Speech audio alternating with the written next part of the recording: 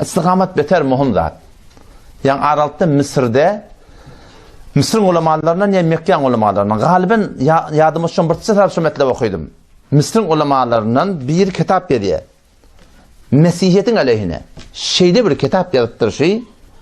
Kul ulama-i Arabistan, hükümeti Arabistan tarafından şuna caide verilip, tayin edilip, untili hürmet edilip, o şu suratında şın nezirine hiçbir adam için yani kitap yazmaptır.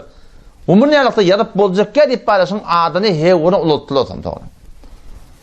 Ama Huday Teala'nın istikameti bolmasa, tevfiki bolmasa adamın toğun neyem olacak oldu. Evlatçık geliye toram, şu keşverhay garbi galiben Fransa gittiye, bir Mesihi kıyıdı görüp, şuna aşık olup, beylek, o da İslam'dan çıkmaklığı peşinahat verip, kullen dininden çıkıp, yine doğru İslam'ın aleyhine kitap yazıttır. Öyle mi senin? Adamın ayında da neyem olacak oldu. Onun şu taydan bir dua etmeli zat, yallamın istikamet verir. Yallamın qayım durayın. Uduk yolla. Yallamın son hayrede veri. Peygamber Kudas'ın mübarek dualarına göre husnel hatime diye. Yallah yani Peygamber husnel hatimen son hayır olmakla var hem dua ettirdir bir de.